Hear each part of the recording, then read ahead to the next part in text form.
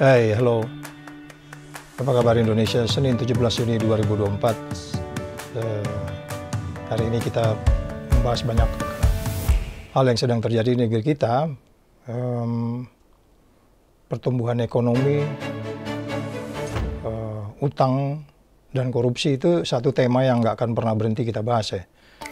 Karena pada dasarnya ini adalah bagaimana membangun kesejahteraan, dan ekonomi salah satu jalan yang bisa membangun kesejahteraan itu. Dan bagaimana kita bisa mengatasi masalah ekonomi ini tanpa konflik of interest menjadi menarik perhatian banyak kita. Ya, oleh sebab itu kita masih dalam tema ini, pertumbuhan ekonomi, utang, dan korupsi, mengatasi masalah tanpa konflik kepentingan. Kalau kita lihat di Jakarta Post hari ini, tanggal 15 ya, Jakarta Post 15, ada tema yang menarik dikaitkan dengan kebijakan Presiden baru kita akan dilantik Oktober 2024 nanti. Dimuat ada berita menarik ditulis oleh wartawan Jakarta Post dan seorang wartawan Reuters, Gayatri Suroyo itu dari Jakarta Post. Kate Lam ini sejauh yang saya pahami adalah wartawan Reuters ya. Beritanya berjudul Prabowo Advisor denies plan to raise Indonesian debt to 50% GDP. Jadi intinya adalah penasihat Prabowo di dalam berita ini disebutkan namanya Thomas Jiwandono. Thomas Jiwandono itu disebutkan membantah bahwa akan ada upaya menaikkan utang 50% di GDP. Jadi kalau kita memiliki 10.000 aset atau katakan 10.000 resource, bahasa simpelnya gitu, kita punya utangnya itu 5.000. Jadi kalau umpamanya 500 triliun, utangnya 250 triliun. Itu kan beresiko, apalagi kalau di negara yang katakanlah memiliki indeks persepsi korupsi 34. Ini beresiko. Oleh sebab itu ketika berita itu muncul, kita mungkin baca lengkap aja beritanya seperti apa, sehingga kemudian kita bisa memahami bahwa memang pemerintahan Prabowo tidak berniat untuk menaikkan ngutang setengah dari yang dimilikinya, kira-kira dimiliki Indonesia, kira-kira gitu bahasa sederhananya. Beritanya seperti ini, kalau kita lihat urutannya, penasehat Prabowo membantah rencana menaikkan utang Indonesia hingga 50% GDP ya.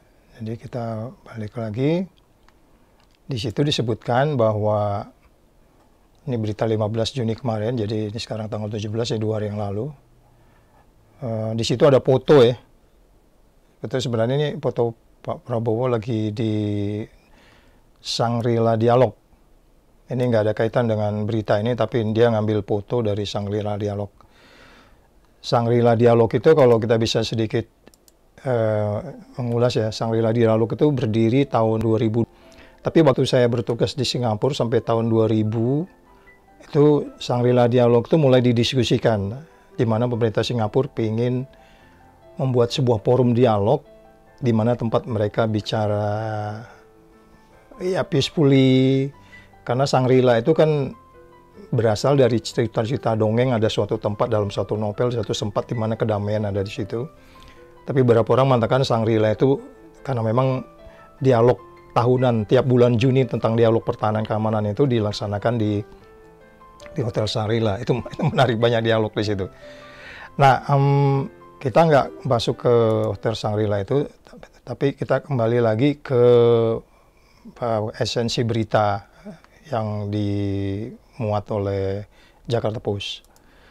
Lebih lanjut bahwa disebutkan di sini bahwa Thomas Jiwandono ya disebutkan dia yang memimpin diskusi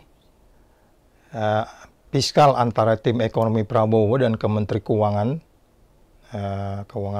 masa jabatannya, mengatakan kepada Reuters bahwa Prabowo belum menetapkan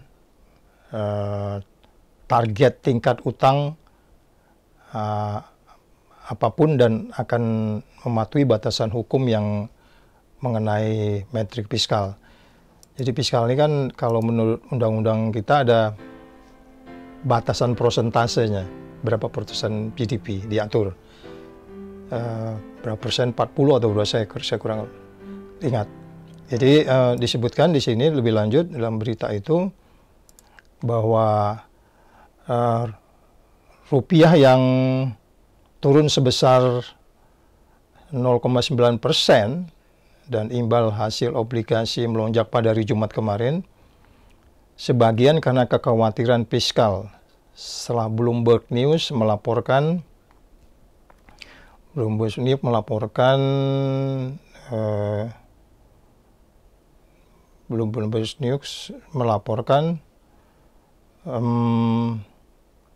bahwa Prabowo ingin terus meningkatkan rasio utang Indonesia terhadap PDB menjadi 50% dalam masa jabatan 5 tahunnya dari di bawah 50% sekarang ini. Jadi yang saya bilang tadi di bawah 40% ya. Di bawah 40% sekarang ini. Jadi saya katakan kalau seingat saya undang-undang kita mengatakan begitu.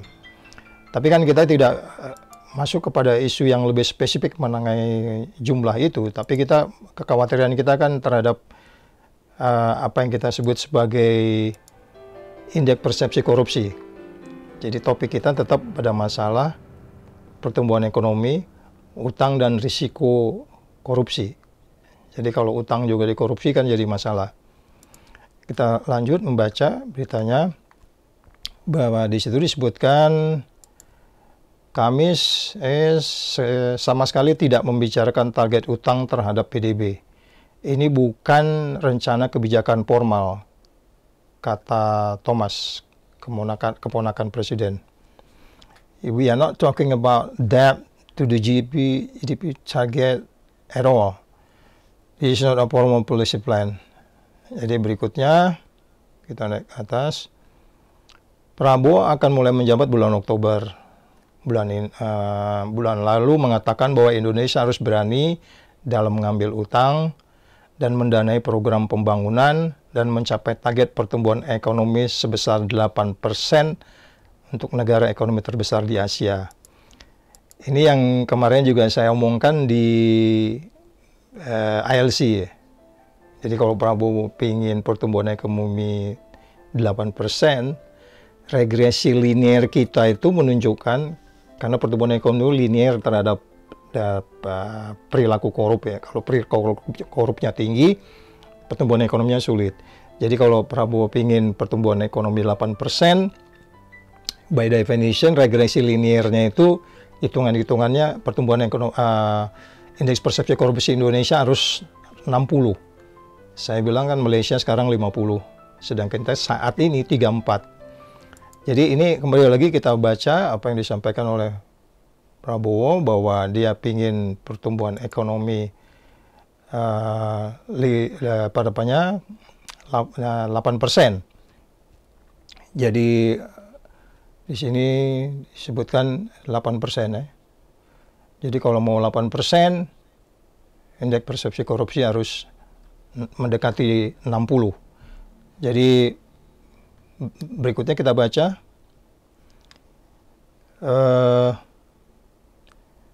Penting untuk dicatat, is it important to know, penting untuk dicatat, itulah sebabnya Prabowo dan tim formalnya berbicara tentang kehati-hatian fiskal.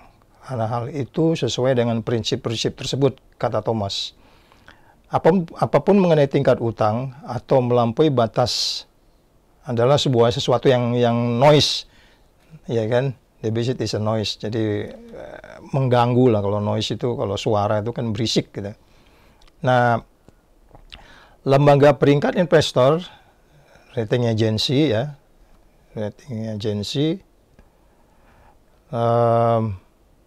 lembaga tingkat investor telah memantau dengan cermat kebijakan fiskal Prabowo. Karena khawatir program-program mahal yang ia janjikan sebelum kemenangan telaknya diperoleh pada bulan Februari lalu ya, maksudnya pemilu yang lalu, akan menggagalkan catatan kehati-hatian fiskal Indonesia. Would drill catatan kehati-hatian fiskal Indonesia. Berikutnya, diskusi antara Prabowo dan Menteri Keuangan Sri Mulyani Indrawati fokus pada peningkatan pendapatan, peninjauan belanja, dan memberikan ruang anggaran untuk program-program seperti penyediaan makanan gratis untuk anak-anak. Dalam batas hukum keuangan publik, kata Thomas, seraya menambahkan bahwa defisit tahun 2025 akan tetap di bawah 3% dari GDP. Ya. Kemudian kalau kita lihat, disebutkan di sini dalam berita ini, yang ditulis oleh dua wartawan tadi, satu dari Reuters dari Inggris ya, wartawan Inggris ya.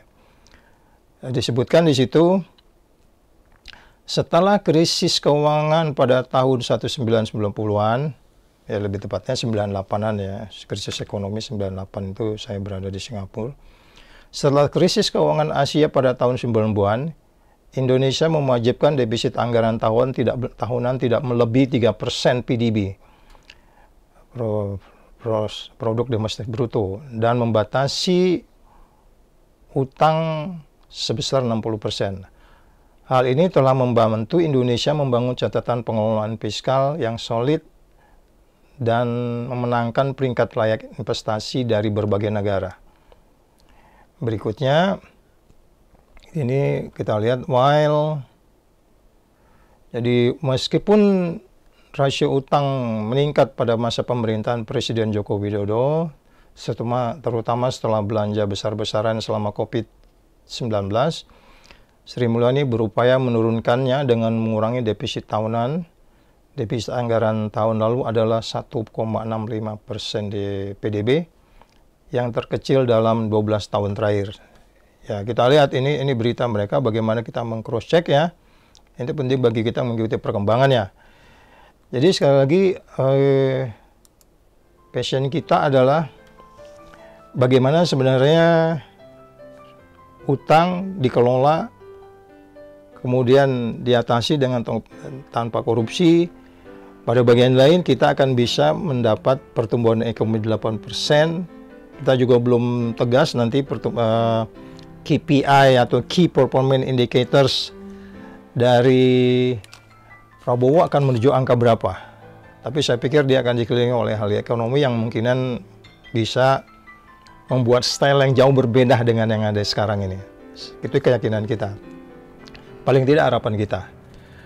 Jadi sekali lagi, kita mengutip berita hari ini, penasihat Prabowo membantah rencana menaikkan utang Indonesia hingga 50% PDB. Dan ini kita tunggu saja perkembangannya. Ini negara kita, ya mari kita tunggu perkembangannya, dan kita percaya akan ada sebuah masa depan yang lebih baik di era-era yang akan datang, dengan tetap tanpa korupsi. Oke, see you later. Bye.